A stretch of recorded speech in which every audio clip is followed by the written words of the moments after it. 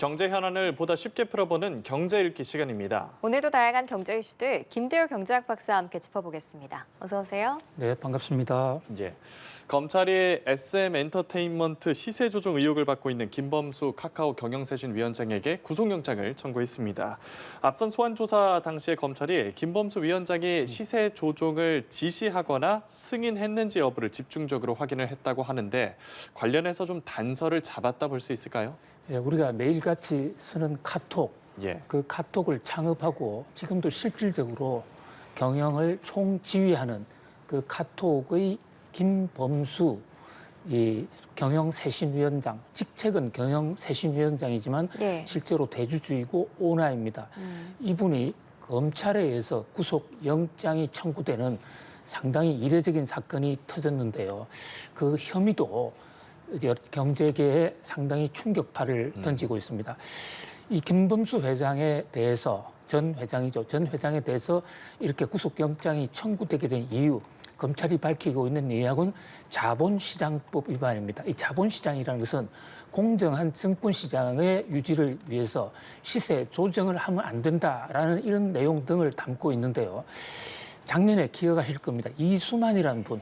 네. 아주 대중적인 가수였죠. 그분이 SM 엔터테인먼트라는 회사를 꾸려오고 있었는데 이 회사를 팔겠다 그러면서 BTS를 운영하는 이 하이브 측에다가 공개 매수를 하라. 공개 매수는 시장에 금액을 제시하고 그리고 빠져나가는 주주들에게 실제 시장 가격보다 더 높은 가격을 주는, 그래서 당시에 주가가 12만 원에 훨씬 못 미쳤는데 주당 12만 원에 공개 매수를 하기로 했습니다. 네. 그런데 카카오에서는 만약에 SM 엔터테인먼트하고 하이브가 하나 회사가 되면 카카오가 추진하고 있는 카카오 엔터, 이것은 상당히 타격을 받을 수 있다. 이래서 검찰의 지금 주장하는 혐의에 따르면 이 대목에서 시세 조정에 나섰다는 겁니다.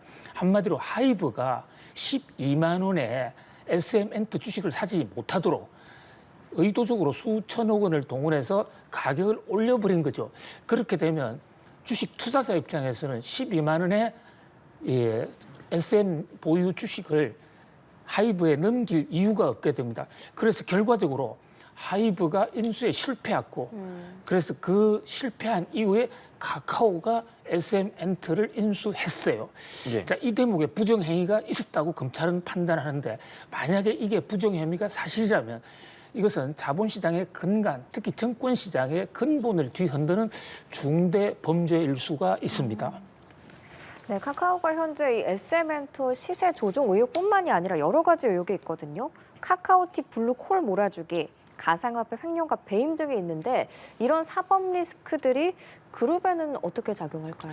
그렇습니다. 지금 전 세계적으로 인공지능 열풍, AI 열풍에 힘입어서 IT나 플랫폼 기업들이 엄청나게 잘 나가고 있습니다. 예. 매출, 영업이익이 커지는 것은 물론이고 주가도 고공행진인데요.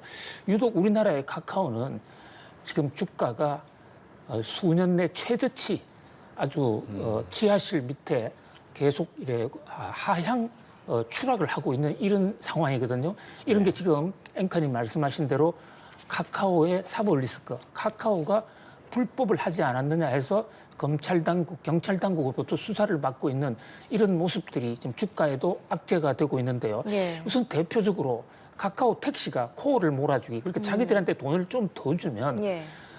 전화로 걸려오는 콜을 그쪽에만 몰아주는. 예. 그러다 보니까 일반 카카오 택시들은 카카오 주문을 받을 수도 없고 또 고객들도 그만큼 빨리 연결이 안 돼서 불편한 것이죠.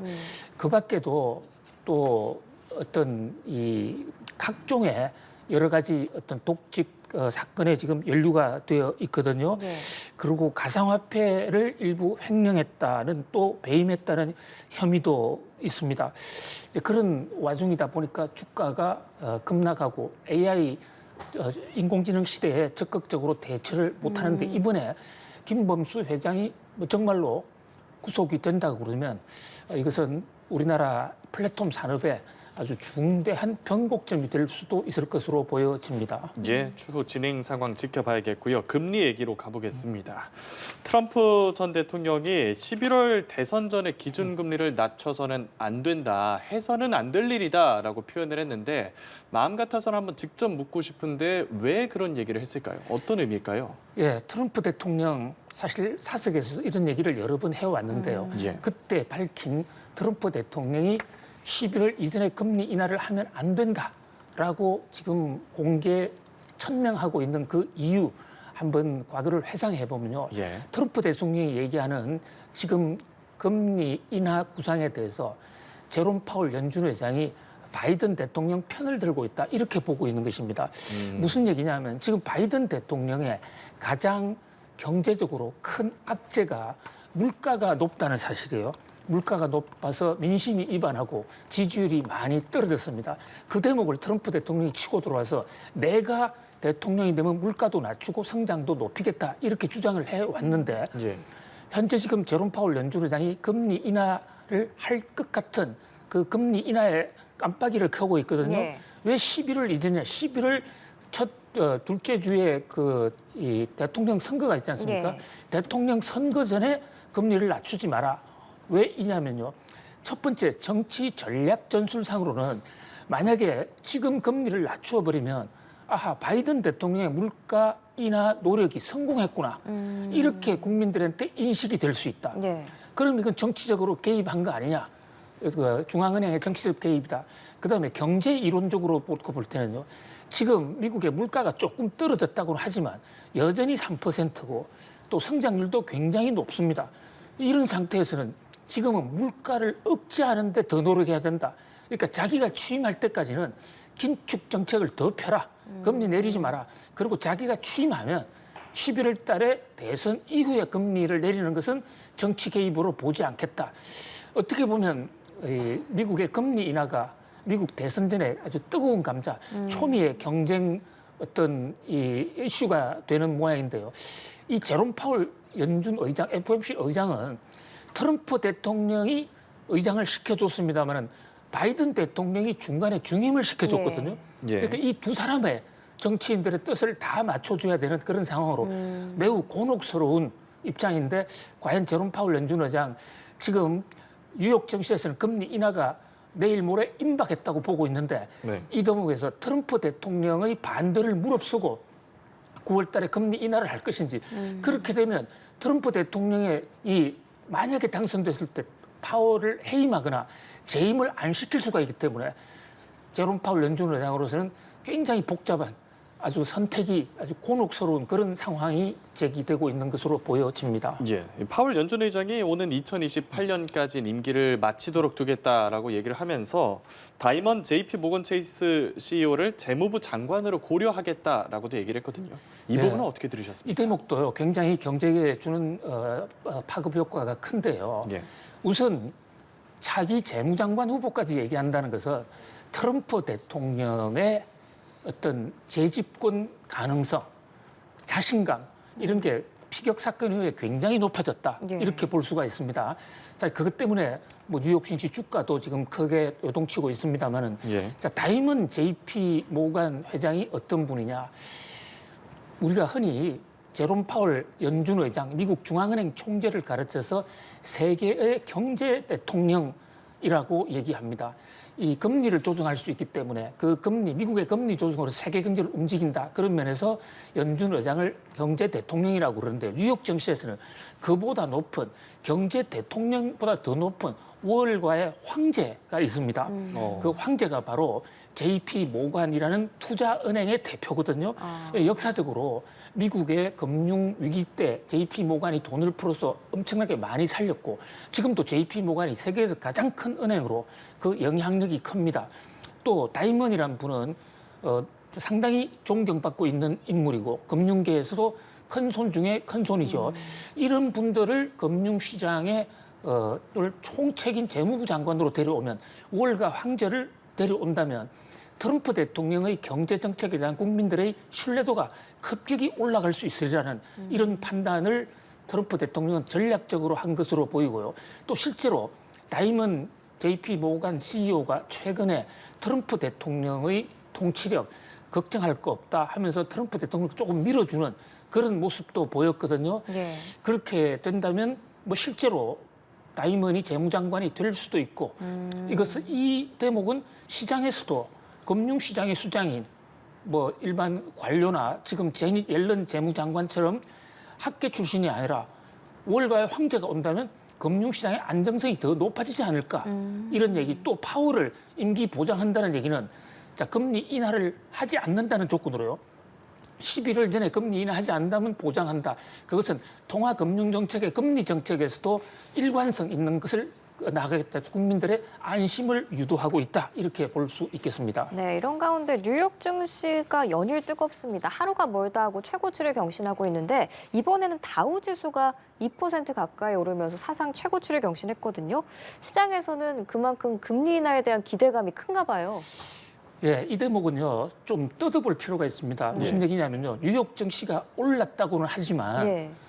오른 종목이 있고 떨어진 종목이 있고 오히려 트럼프 대통령의 당선 가능성이 높아지면서 새로운 뉴욕 증시의 어떤 성장주가 등장을 하고 어떤 주도주가 바뀌는 모습입니다. 지금 앵커님 다우 지수가 올랐다고 그러는데 네. 다우 지수는 기본적으로 이 안에는 원칙적으로 기술주가 별로 안 들어가 있습니다. 네. 최근에 약 한 6개월 동안 인공지능이 돌풍을 일으키면서 이른바 엔비디아 주가 또 마이크로소프트 이런 회사들 주가가 오른 것은 대부분 나스닥 주가 지수 상승으로 해서 기술주가 폭등을 했거든요. 예. 그런데 트럼프 당선 가능성이 높아지면서 지금 밤사이 엔비디아는 떨어졌어요.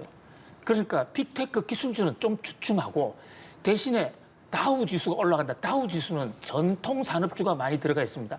트럼프 대통령이 이 전통 산업을 키우겠다. 이를테면 전기요금을 낮추기 위해서 석유를 더 파겠다 하니까 정유회사 주가가 올라가고 또 인프라, 신도시를 10개나 지금 건설하겠다는 거거든요. 그리고 인프라, 건설 주가가 많이 올라갔습니다. 또 은행의 규제 완화를 한다고 그러니까 은행 주가가 올라갔는데 이것이 반영이 돼가 다우 지수가 사상 최저치를 기록했습니다. 물론 다른 지수도 조금은 오르겠지만 예. 그래서 이번에 지금 다우 지수가 최고치를 기록하고 있는 이 뉴욕 증시의 패턴은 한마디로 트럼프 랠리, 트럼프 시대의 주도주가 바뀐다.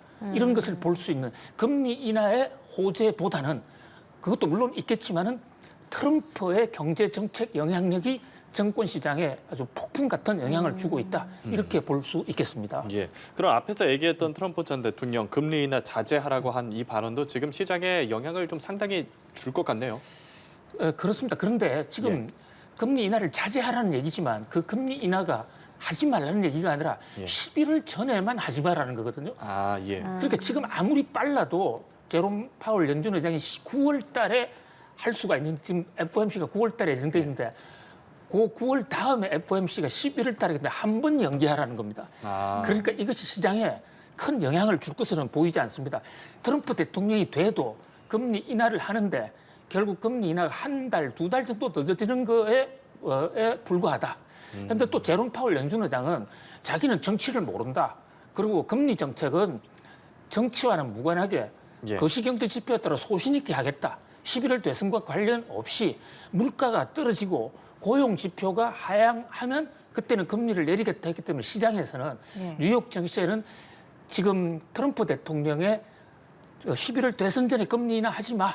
해서는 안 돼라는 얘기가 크게 반응하지 않는, 크게 놀라지 않는 분위기다 이렇게 볼 수 있습니다. 네, 지금 주식과 가상화폐 같은 좀 상대적으로 위험 자산이 동력을 얻고 있는데 동시에 금이나 달러 같은 안전 자산도 상승하고 있거든요. 이게 왜 어떻게 동시에 이렇게 일어날 수가 있죠? 그렇습니다. 이게 이제 각각의 상품에 오르고 내리는 요인들이 상품마다 좀 특성이 있는데요. 예. 우선 지금 금값 아주 최고치 경신을 했습니다. 예. 왜냐하면 금리 인하가 한두 달 늦어진다 하더라도 올해 금리 인하되는 것은 기승사실이고 만약에 9월 달에 하지 않고 11월 대선 이후에 한다면 11월, 12월 이후에 그때 금리 인하할 때는 금리 인하 폭을 한꺼번에 더 크게 내릴 수가 있거든요.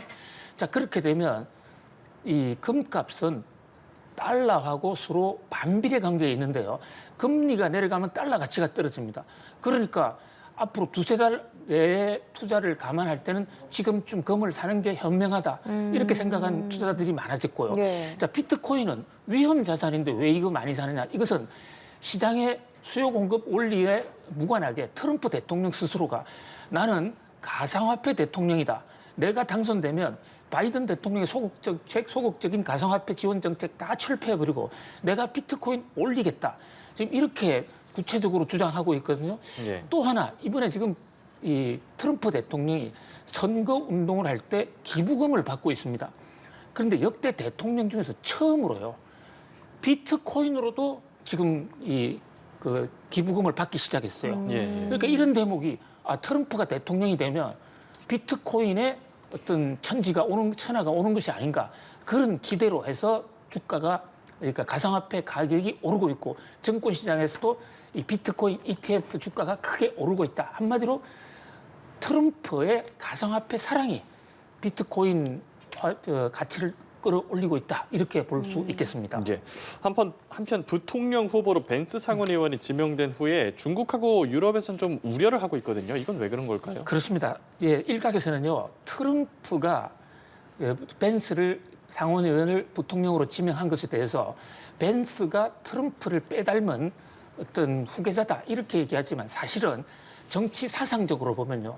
벤스의 사상을 트럼프가 배웠다라고 볼 수 있습니다. 그만큼 벤스는 미국의 국제 수지 개선 또 미국의 중산층을 살리기 위해서는 다른 나라에 관세를 붙여야 된다는데 훨씬 더 트럼프보다 강력합니다.